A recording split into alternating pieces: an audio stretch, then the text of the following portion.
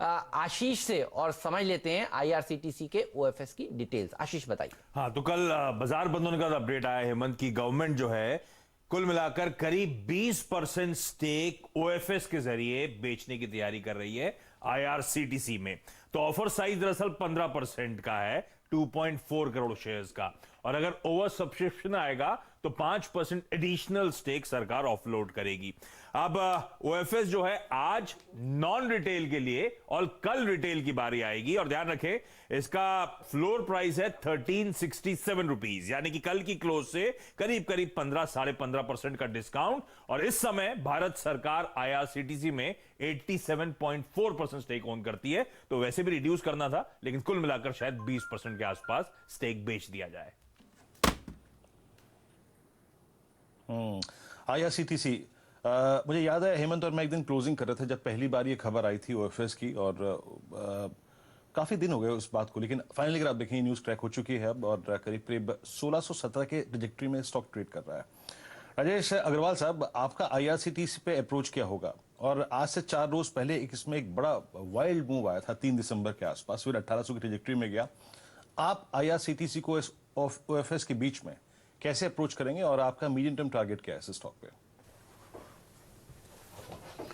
देखिए, कोई गिरावट आए तो इसमें खरीदने की ही सलाह रहेगी। हमने पहले भी इसमें कई बार खरीदारी की ही सलाह दी है। अगर आप देखो तो कैटेगरी 1 की मिनी रत्ना कंपनी है, जो कि विशेषकर catering, internet booking, travel and tourism और पैकेज ड्रिंकिंग वाटर के कारोबार में है।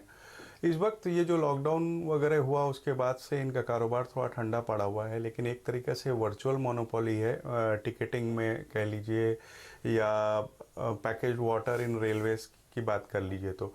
और दोनों ही जगह में मैं समझता हूँ कि एक बहुत शानदार मौके हैं। जो ई कॉमर्स वगैरह की बात करते हैं, ऐसी अच्छी ई कॉमर्स की साइट है जिसमें नंबर ऑफ हिट्स को बिजनेस में कन्वर्ट सबसे ज़्यादा रेशियो इसमें ही होता है। मैं समझता हूँ कि अगर ये लॉकडाउन वगैरह नहीं होता तो ये स्टॉक ऑलमोस्ट 2000 के लेवल्स को टच कर रहा होता। बिल्कुल अगर कोई गिरावट आती है तो इसमें खरीदारी करनी चाहिए। सही कहा आपने कि पिछले 5-6 दिन में ही एक अच्छी मूवमेंट हुई और 1800 के लक्ष्य ऊपर छू कर के आया। मैं समझता हूँ ये जो डिस्काउंट आया है, अगर अपने ये 5-6 दिन को निकाल दें तो उसके पहले के भाव से कोई विशेष डिस्काउंट है नहीं। इस वजह से मैं बहुत ज़्यादा गिरावट की एक्सपेक्टेशन नहीं कर रहा हूँ, लेकिन बावजूद इसके अगर कोकोई गिरावट सिर्फ इस कारण से आई कि डिस्काउंट पे है, मैं समझता हूँ खरीदारी करनी चाहिए।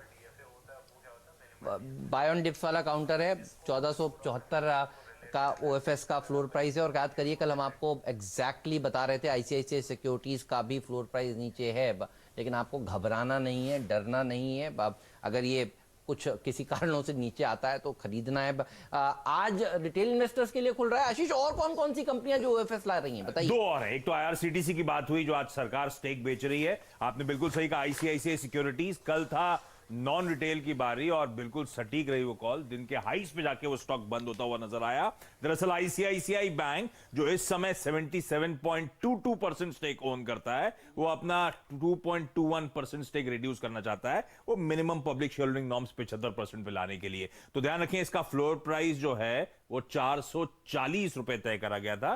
खैर, फ्लोर प्राइस के बाद वो लेवल तो आपने बिल्कुल सही कहा, दिखे ही नहीं, और स्टॉक उसमें क्या मोमेंटम दिखाया। दूसरा, फेडरल मोगल गोएट्स को आप रखिएगा। इसके जो प्रमोटर्स हैं वो 20.75% स्टेक बेचने जा रहे हैं, यानी कि 1,15,00,000 शेयर्स ओएफएस के जरिए बेचे जाएंगे। फ्लोर प्राइस है 335 रुपए पर शेयर का, यानी कि कल की क्लोज से 4% का डिस्काउंट। और ये आज नॉन रिटेल के लिए और कल रिटेल के सब्सक्रिप्शन के लिए खुलेगा।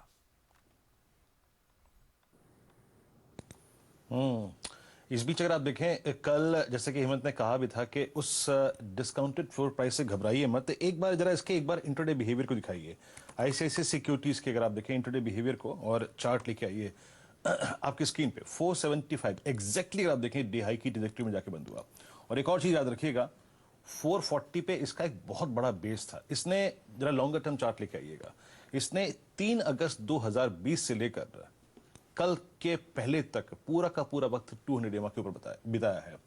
राजेश जी, थोड़ा सा एक्सप्लेन कीजिएगा इस चार्ट को ट्रेडर्स के लिए। कल का मूव देखिए, कल के वॉल्यूम्स देखिए, और कल की हाईएस्ट ट्रैजेक्टरी में जाके क्लोज होने की टेंडेंसी को देखिए। ये स्लोपिंग डाउनवर्ड ट्रैजेक्टरी जो है, अगर ये 480, 485 के ऊपर कंफर्म हो जाती है तो इसका टारगेट क्या होगा राजेश?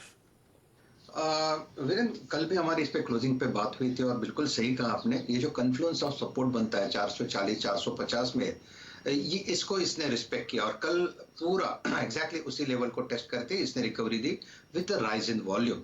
आपने बिल्कुल सही कहा, ये 480 485 यहाँ पे अगर आप शॉर्ट टर्म ट्रेंड एनालिसिस भी करें तो वहां पे सप्लाई है, तो ये 480 85 निकाले तो जो नेक्स्ट पड़ाव होगा वो पहला रहेगा 520 का। 520 निकले तो 550 तक भी जा सकता है, but little on a safer side मुझे लगता है 520 एक वैलिड टारगेट होगा अबव 485।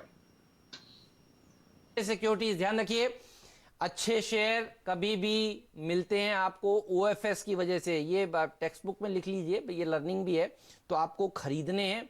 ओएफएस आ रहा है, इससे फंडामेंटल्स नहीं बदलते, ध्यान रखिए। कंपनी का कारोबार अगर बढ़िया है तो ओएफएस आने से तो कारोबार खराब हो नहीं जाता।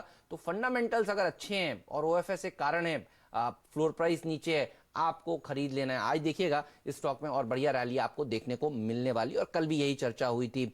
इनफैक्ट वीरू, आजकल बाजार में ऐसा है, आप 100 रुपए लेने निकले हैं, आपको लोग लाख रुपए दे देते हैं। आप देखिए बर्गर किंग 157 टाइम्स सब्सक्राइब हुआ था, 440 करोड़ चाहिए थे, 70,000 करोड़ रुपए आ गए। आईसीआईसीआई सिक्योरिटीज 4.5 गुना रिस्पांस कल देखने को मिला है नॉन इंस्टीट्यूशनल इन्वेस्टर्स द्वारा। तो 4.5 गुना ज्यादा पैसा तो नॉन इंस्टीट्यूशनल इन्वेस्टर्स दे रहे हैं, और इसीलिए देखिए हम कल सुबह सुबह कह रहे थे ये फ्लोर प्राइस आपको नहीं दिखने वाला है। तो पैसा देखिए खूब बरस रहा है और खूब है। अच्छा, म्यूचुअल फंड्स ने भी और बाकी घरेलू संस्थागत निवेशक भी देखिए लिक्विडिटी की कैश पर इस समय बैठे हुए हैं। हर रोज उनकी तरफ से रिडेम्पशन हो रहा है, तो बहुत सारे लोग हैं जो इस ओएफएसएस में पैसा लगाते हुए आपको नजर आए। आगे आने वाले दिनों में भी ओएफएसएस और जो प्राइमरी मार्केट के इश्यूज हैं उसमें आपको बड़े बड़े सब्सक्रिप्शन फिगर नजर आएंगे, ये हम आपको अभी से ही बता दे रहे हैं। अगला आईपीओ कौन सा आएगा ये लोग जानना चाहते हैं। आशीष बताइए प्लीज। हाँ, तो आज हम लोग आने से पहले चर्चा कर रहे थे कि उसको स्टॉक्स न्यूज में कैसे इनकॉर्पोरेट करें, क्या किसी लिस्टेड कंपनी को इंपैक्ट होगा। फिर लगा नहीं, लिस्टेड का इंपैक्ट नहीं है लेकिन अपने आप में इंपॉर्टेंट है। मिसेस बेक्टर्स फूड स्पेशलिटीज, ये वो कंपनी है जिसकी आज आईपीओ प्रेस कॉन्फ्रेंस होने जा रही है दोपहर 12 बजे। और ये कंपनी मेरे ख्याल से नॉर्थ इंडिया में लोग ज्यादा जानते होंगे, नॉन ग्लूकोज बिस्किट्स और प्रीमियम ब्रेड्स के लिए जानी जाती है, जिसमें 2 इंटरेस्टिंग ब्रांड नेम्स हैं, क्रेमिका और इंग्लिश आवन। तो कहा जा रहा है बड़ा इंटरेस्टिंग आईपीओ हो सकता है, इसको डाप रखिएगा। हम लोग चर्चा कर रहे थे क्या इससे ब्रिटानिया को इंपैक्ट होगा, क्या एचयूएल को, आईटीसी को, पर ये सब जायंट्स हैं तो इस आईपीओ का इंपैक्ट नहीं, लेकिन अपने आप में एक इंटरेस्टिंग कंपनी है जिसको डाप रखना है। बहुत सही कहा आपने। तो देखिए ये प्रेस कॉन्फ्रेंस के बाद जो ब्रोकरेज हाउसेस की रिपोर्ट्स आएंगी वो तो आपको सुबह सुबह सुमित बताएंगे ही।